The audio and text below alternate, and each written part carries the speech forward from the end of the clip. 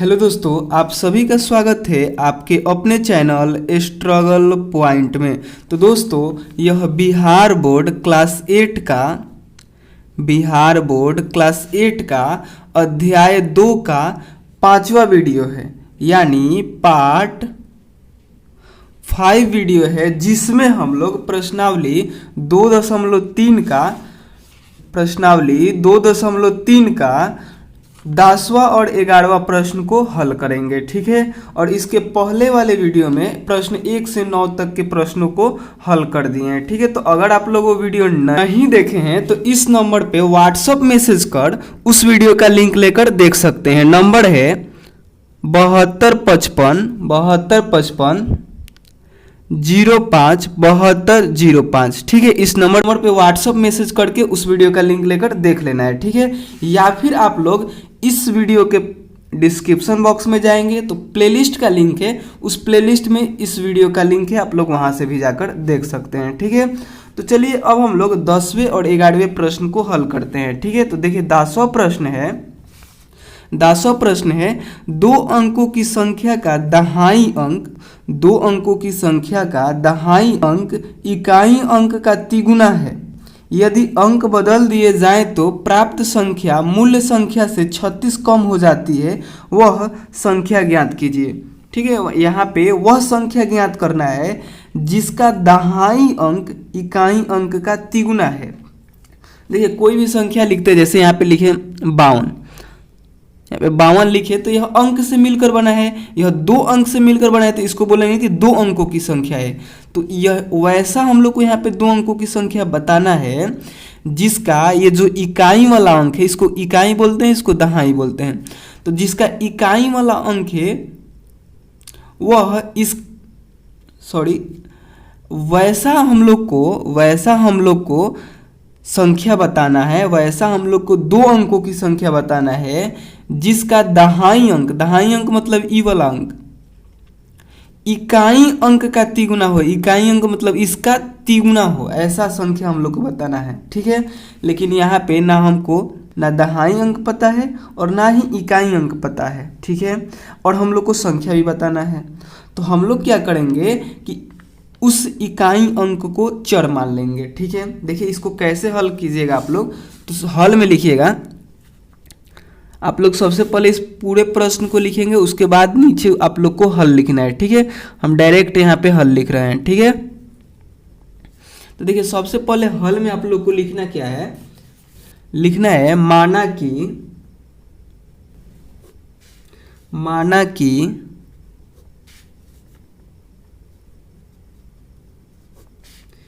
इकाई अंक बराबर x। इकाई अंक को x मान लेना है, क्योंकि इकाई अंक भी यहाँ पे नहीं पता है, और यहाँ पे ये पता है कि दहाई अंक दहाई अंक इकाई अंक का तिगुना है, और इकाई अंक x हम लोग मान लिए। तो लिखेंगे दहाई अंक को लिखेंगे यहाँ पे कि तथा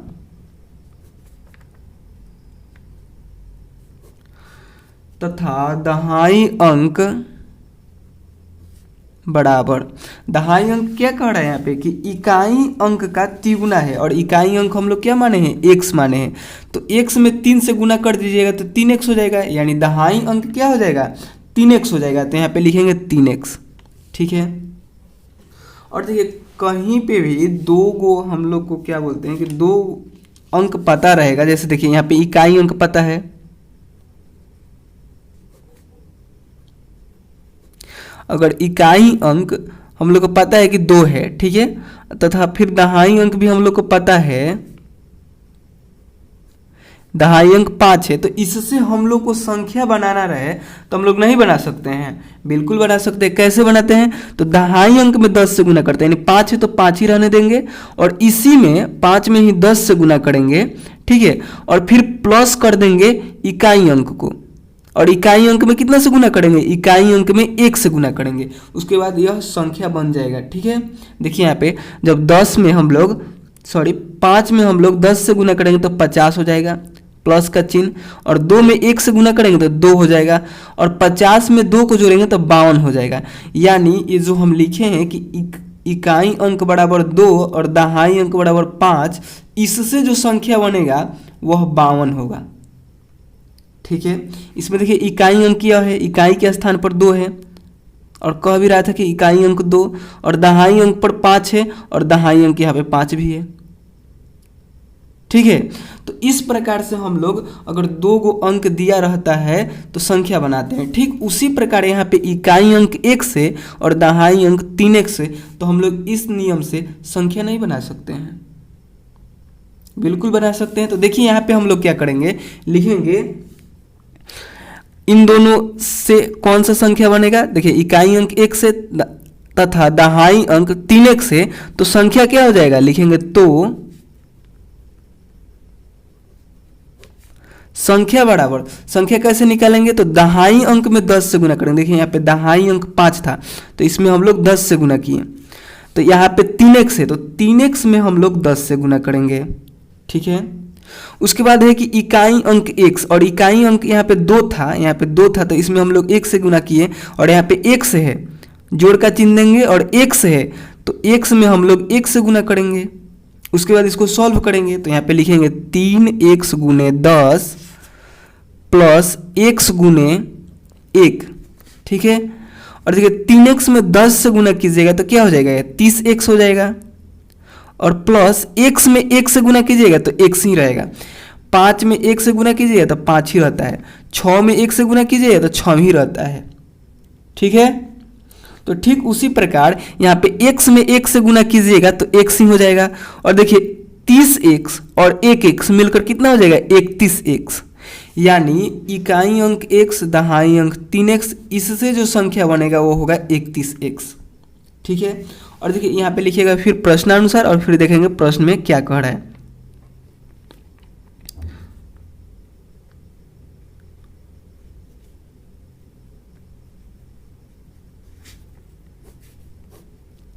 देखिए प्रश्न में कह रहा था कि यदि अंक बदल दिए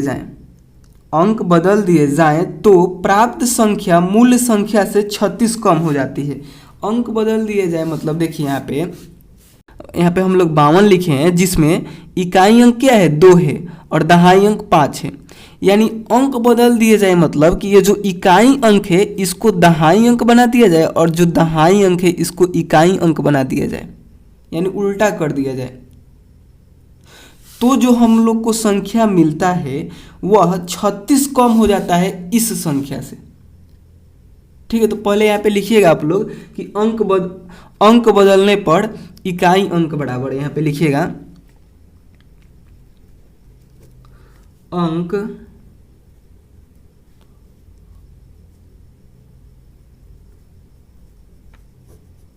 बदलने पर इकाई अंक बराबर। जब अंक बदल दिया जा रहा है तो इकाई अंक भी बदल जा रहा है, यानी जो यहाँ पे पहले इकाई अंक क्या था, x था, और दहाई अंक 3x है, तो अब अंक हम लोग बदल दिए तो दहाई अंक हो जा रहा है इकाई अंक। ठीक है, और तथा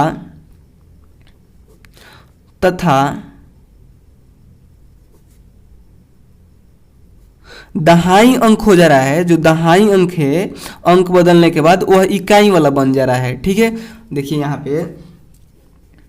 यहाँ पे क्या था कि यहाँ पे 52 था। ठीक है, तो हम लोगों ने क्या किया, अंक बदला तो इकाई वाला दहाई के स्थान पे चल गया और दहाई वाला इकाई के स्थान पे चल गया। ठीक उसी प्रकार भी हम लोग यहाँ पे किए कि इकाई अंक पहले क्या था, x, और दहाई अंक 3x, तो इकाई के स्थान पर 3x आ गया और दहाई के स्थान पर x आ गया। ठीक है, और पहले क्या था, इकाई अंक x और दहाई अंक 3x था। ठीक है, तो यानी अंक बदलने के बाद इकाई वाला दहाई में और दहाई वाला इकाई में बदल गया। ठीक है, और उसके बाद इससे हम लोग को कौन सा संख्या प्राप्त होगा, तो यहाँ पे लिखिएगा प्राप्त संख्या बराबर, अरे इकाई अंक 3x है, दहाई अंक 1 से, तो इससे संख्या तो कोई प्राप्त होगा। ठीक है, तो संख्या कैसे हम लोग लिखते हैं, तो जैसे इसको हम लोग लिखें इसको वैसे ही इसको लिखेंगे। यानी दहाई क्या है x, तो दहाई में 10 से गुना करेंगे और प्लस इकाई में 1 से गुना करेंगे, इससे हम लोग को संख्या मिल जाएगा। ठीक है, और x में 10 से गुना कीजिएगा तो 10x हो जाएगा, और प्लस 3x में 1 से गुना कीजिएगा तो 3x हो जाएगा, और 10 में 3 को जोड़िएगा तो 13x हो जाएगा।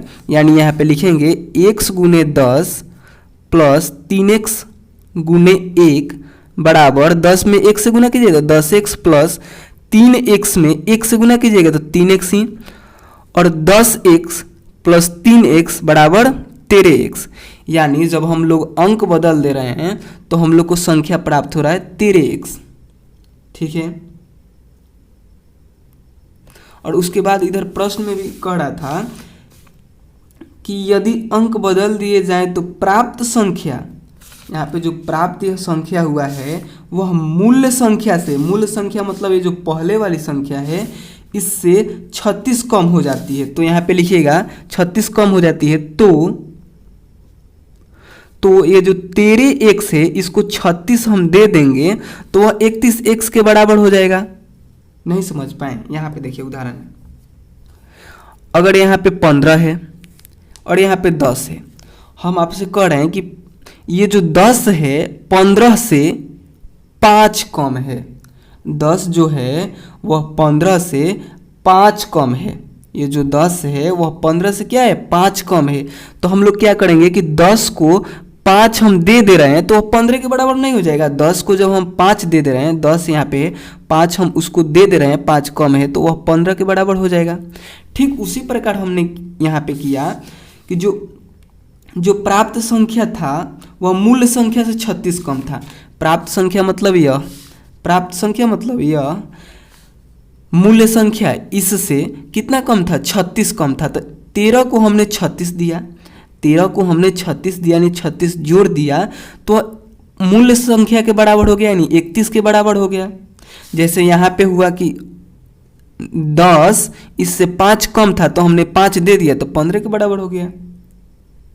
ठीक है, तो वैसे ही हमने यहाँ पे किया है और यह एक समीकरण बन चुका है। ठीक है, और इस समीकरण को अब हम लोग हल कर देंगे। ठीक है, तो देखिए अब हम लोग क्या करेंगे, इस समीकरण को हल करेंगे। तो यह जो 31x है इसको हम लोग उठाकर इधर लाएंगे और इसको उठाकर हम लोग इधर ले जाएंगे। ठीक है, जो 31x है इसको उठाकर इधर ले आएंगे। ठीक है, तो यहाँ पे देंगे या का चिन्ह और 31x और इसको इधर लाएंगे तो माइनस में 31x बराबर इसको इधर ले जाएंगे तो माइनस में 36 हो जाएगा। ठीक है, आप लोग चाहते तो इस 13x को भी इधर ला सकते थे। ठीक है, यानी हम लोग को क्या करना है कि चर को एक साइड करना है, जिसके साथ x है उसको एक साइड करना है, या फिर हम लोग दाएं पक्ष में करें या फिर हम लोग बाएं पक्ष में करें, लेकिन एक तरफ ही करना है। ठीक है, उसके बाद फिर या का चिन्ह देंगे और देखिए यहाँ पे 13x और माइनस 31x है, तो हम लोग क्या करेंगे कि बड़ा वाला में से छोटा वाले को घटा देंगे। अलग अलग चिन्ह है,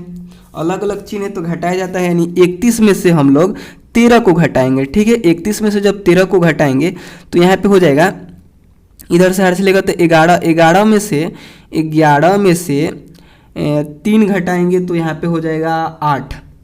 ठीक है, और यहाँ पे हो गया 2 और 2 में से 1 को घटाएंगे तो यहाँ इधर 1 दे दिया है तो यहाँ पे हो गया 2, 2 में से 1 को घटाएंगे तो 1 ही हो जाएगा यानी 18 हो गया। तो यहाँ पे लिखेंगे 18x और देखिए इसके आगे प्लस का चिन्ह है, इसके आगे माइनस का चिन्ह है और दोनों में बड़ा कौन है ये 31x, तो माइनस का भी चिन्ह यहाँ पे लगेगा। उसके बाद देखिए फिर बराबर और इधर माइनस में 36। ठीक है, उसके बाद फिर यहाँ का चिन्ह देंगे और x के साथ यह -18 गुना में है तो इधर आएगा तो भाग में, यानी x बराबर 36 माइनस 36 बटे -18 और माइनस से यह माइनस कट जाएगा और 18 एकम 18, 18 दूनी 36, यानी यहाँ पे x बराबर कितना आया 2 आया। ठीक है, अब हम लोग 2 का मान यहाँ पे x में रखेंगे, यहाँ x है यहाँ पे अब 2 का मान हम लोग रखेंगे। ठीक है, यानी लिखेंगे यहाँ पे लिखेंगे अतः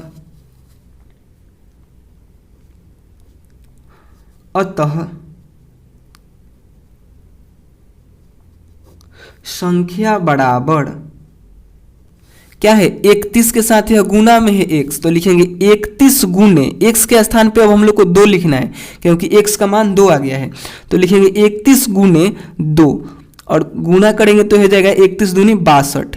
यानी यहाँ पे प्रश्न में जो कह रहा था कि वह संख्या ज्ञात कीजिए जिसका दहाई अंक इकाई अंक का तिगुना है, तो वह यही संख्या है। देखिए इसका जो दहाई अंक है वह इकाई का तिगुना है, यानी दहाई अंक 6 है और इकाई अंक 2 है, तो जो 2 है वह यह तिगुना है। सॉरी यहाँ पे समझिए, देखिए जो ये 6 है वह इकाई अंक का तिगुना है, यानी जब 2 में 3 से गुना करिएगा तो आपको दहाई अंक मिल जाएगा 6। यही प्रश्न में कह रहा था, ठीक है, इसका आंसर यही होगा, ठीक है। तो इस प्रश्न का हल इसी प्रकार से आप लोग को करना था, ठीक है। इस वीडियो को एक बार आप लोग और देखिएगा, ठीक है, तभी आप लोग को अच्छे तरीके से समझ में आएगा, ठीक है। तो चलिए अब हम लोग अगले प्रश्न को हल करते हैं, यानी 11वें नंबर प्रश्न को हल करते हैं, ठीक है। तो देखिए 11वां नंबर प्रश्न है कि एक नाव धारा की दिशा में एक घाट से दूसरे घाट तक जाने में 9 घंटे लगाती है। धारा की विपरीत दिशा में यही दूरी 10 घंटे में पूरा करती है। यदि धारा की चाल 1 किलोमीटर प्रति घंटा हो तो शांत जल में नाव की चाल एवं दोनों घाटों के बीच की दूरी ज्ञात कीजिए। यहाँ पर देखिए शांत जल में नाव की चाल ज्ञात करना है एवं दोनों घाटों के बीच की दूरी यहाँ पे हम लोग को ज्ञात करना है। तो सबसे पहले देखिए यहाँ पे हम लोग को शांत जल में नाव की चाल नहीं पता है कि कितना है, तो उसको हम लोग चर मान लेंगे जैसे सभी प्रश्न में मानते हैं, ठीक है। तो 11वां के हल में आप लोग लिखिएगा, यहाँ पे भी सबसे पहले आप लोग को प्रश्न लिखना है, उसके नीचे हल लिखना है, ठीक है।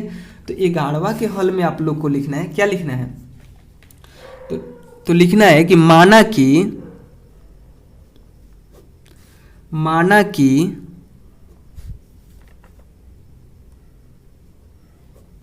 शांत जल में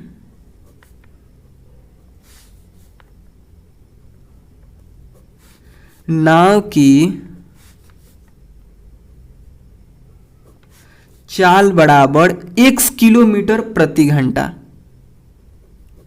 x किलोमीटर प्रति घंटा, क्योंकि यहाँ पे हम लोग को शांत जल में नाव की चाल नहीं पता है। अरे पानी शांत रहेगा फिर भी नाव है तो चलेगी ना जी, उसका चाल तो कुछ ना कुछ होगा। और जो कि प्रश्न में नहीं दिया है और निकालने को बोला है तो हम लोग x मान लिया, और जब हम लोग समीकरण बनाकर हल करेंगे x का मान निकलेगा, वो x का मान यहाँ पे रख देंगे और नाव का चाल पता चल जाएगा, ठीक है। तो इतना लिखने के बाद आप लोग को फिर से लिखना है प्रश्नानुसार।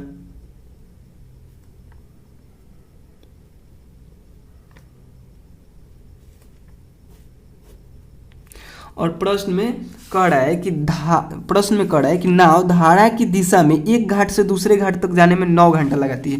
तो देखिए धारा की दिशा में अब नाव की चाल कितना हो जाएगा, यहाँ पे समझिए, जैसे यहाँ से नाव को यहाँ तक जाना है और नाव यहाँ पे है और पानी का बहाव यानी धारा का दिशा इधरे है और धारा का स्पीड पता है कि धारा का स्पीड कि 1 किलोमीटर प्रति घंटा और नाव का चाल है x किलोमीटर प्रति घंटा, ठीक है। यानी नाव भी इधर ही चल रही है और पानी भी इधर ही चल रहा है। तो अब धारा की दिशा में नाव का चाल कितना हो जाएगा, यहाँ पे लिखेंगे धारा की दिशा में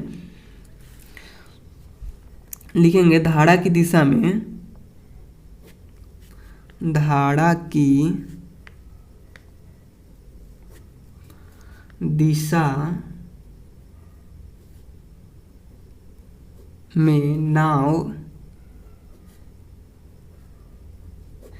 की चाल बराबर, तो देखिए नाव तो अपने स्पीड से चलेगा यानी x किलोमीटर प्रति घंटा से तो चलेगा ही चलेगा, लेकिन क्या है कि उसको पानी भी बहाते हुए 1 किलोमीटर प्रति घंटा की स्पीड से लेकर जाएगा। देखिए अगर पानी जिधर बह रहा है वहाँ पे अगर आप कागज़ का भी नाव रख देते हैं तो वह अपने आप बहते हुए चला जाता है, उसको कुछ नहीं किया जाता है, उसको खेवा भी नहीं जाता है, उसमें मशीन भी नहीं होता है कागज़ के नाव में कि वह आगे की तरफ बहे, लेकिन पानी उसको बहा कर ले जाता है। ठीक उसी प्रकार यहाँ पे नाव तो चलेगी ही 1 किलोमीटर प्रति घंटा की स्पीड से, लेकिन पानी भी उसको बहाते हुए 1 किलोमीटर प्रति घंटा की स्पीड से चलेगा। यानी धारा की दिशा में नाव की चाल कितना हो जाएगा तब, तो x तो रहबे करेगा और एक इसी में जुड़ जाएगा और इसको जोड़कर लिख देंगे कि किलोमीटर प्रति घंटा। ठीक है, ये क्या हो गया, धारा की दिशा में नाव की चाल हो गया। और इस स्पीड से चलने के बाद एक घाट से दूसरे घाट तक नाव जाने में कितना समय लगा रहा है, तो 9 घंटा लगा रहा है। कितना, 9 घंटा। यहाँ पे देखिए, तो लिखिएगा समय बराबर, लिखिएगा समय बराबर 9 घंटा। ठीक है, समय कितना लग रहा है, 9 घंटा लग रहा है। ठीक है, तो देखिए दूरी हम लोग को निकालना है, तो दूरी का सूत्र यहाँ पे लगा देंगे। अब तो दूरी का सूत्र क्या होता है, दूरी का सूत्र होता है, यहाँ पे लिख दें दूरी का सूत्र, यहीं पे देखिए दूरी का सूत्र होता है चाल गुने समय। ठीक है, और हम लोग को यहाँ पे चाल पता चल गया और समय पता चल गया, तो हम लोग दूरी निकाल सकते हैं। चाल कितना है, x + 1 किलोमीटर प्रति घंटा, और समय कितना है 9, और 9 से हम लोग इसमें गुना कर देंगे, और गुना को आप लोग सटाकर भी लिख सकते हैं। ठीक है, और उसके बाद इसको गुना कर देना, x में 9 से गुना कीजिएगा तो 9x होगा, और 1 में 9 से गुना कीजिएगा तो 9 हो जाएगा। यानी दूरी कितना निकला, 9x + 9।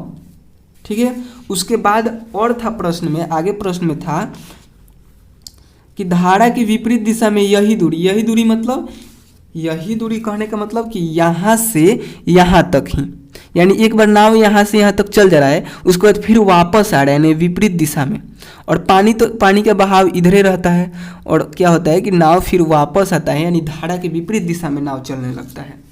ठीक है, तो उस टाइम क्या हो रहा है कि धारा की विपरीत दिशा में यही दूरी 10 घंटे में पूरी करती है नाव। ठीक है, तो यहाँ पे लिखेंगे कि धारा की विपरीत दिशा में नाव की चाल बराबर धारा की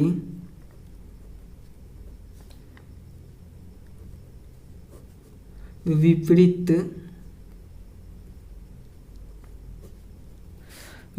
दिशा में नाव की चाल बराबर, यहाँ पे लिखिएगा आप लोग, पहले शुरू में यहाँ पे तथा लगा दीजिएगा। ठीक है,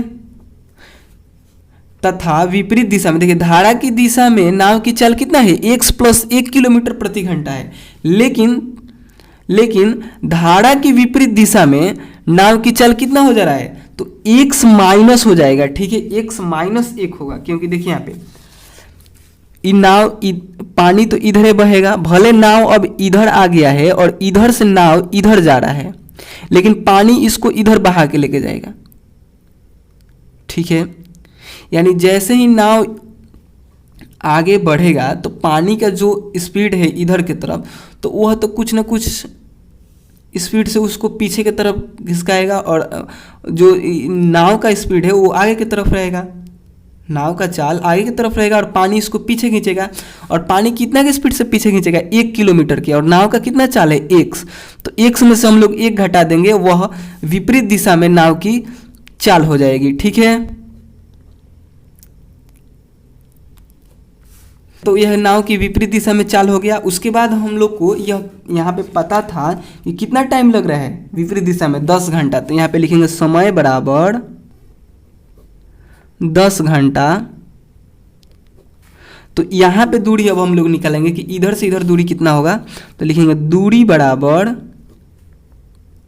जब हम लोग को चाल और समय पता है तो दूरी हम लोग निकाल सकते हैं। तो चाल में हम लोग क्या करते हैं, चाल में हम लोग समय से गुना कर देते हैं। समय है 10 घंटा, तो जब हम लोग गुना करेंगे तो 10 में 1 से गुना करेंगे तो 10x, और 10 में 1 से गुना करेंगे तो हो जाएगा 10। यह क्या हो गया, दूरी हो गया। ठीक है, और देखिए अगर आपका घर यहाँ पे है, ठीक है, यहाँ पे ध्यान दीजिए, आपका घर यहाँ पे है और आपका स्कूल यहाँ पे है,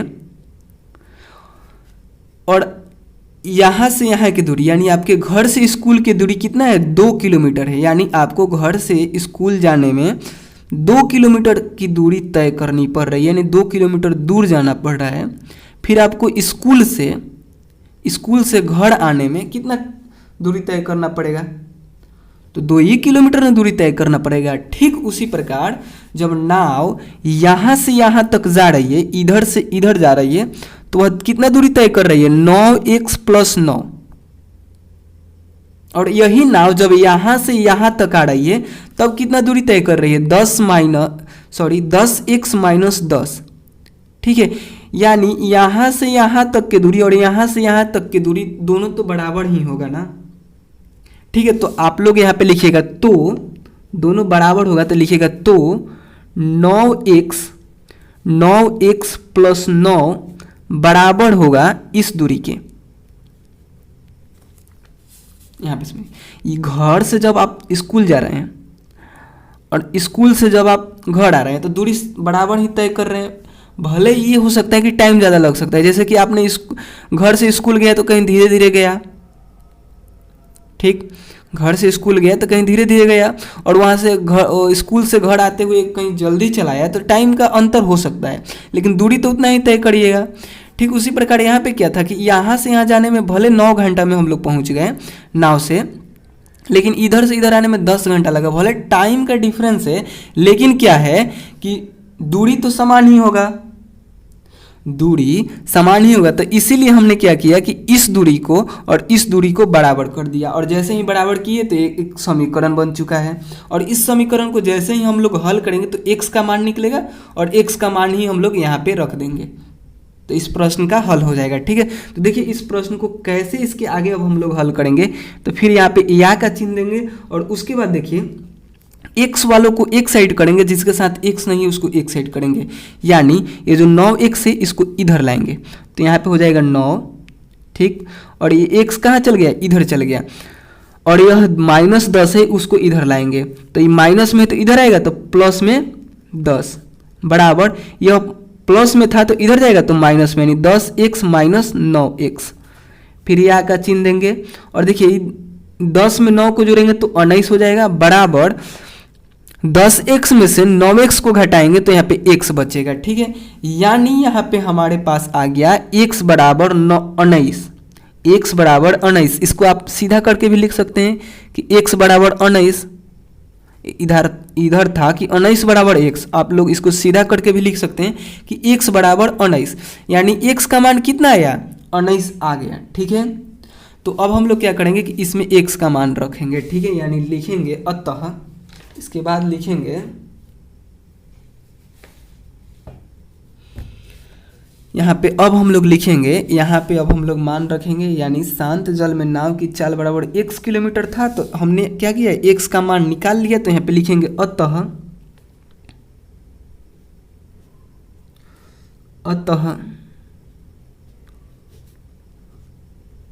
शांत जल में नाव की चाल बराबर x के स्थान पे अब क्या लिखना है, यहाँ पे देखिए केवल x के स्थान पे 19 लिखना है, यानी 19 किलोमीटर प्रति घंटा हो गया। ठीक है, और प्रश्न में और क्या निकालने को बोल रहा था, एवं दोनों घाटों के बीच की दूरी ज्ञात कीजिए, तो यहाँ पे लिखिएगा एवं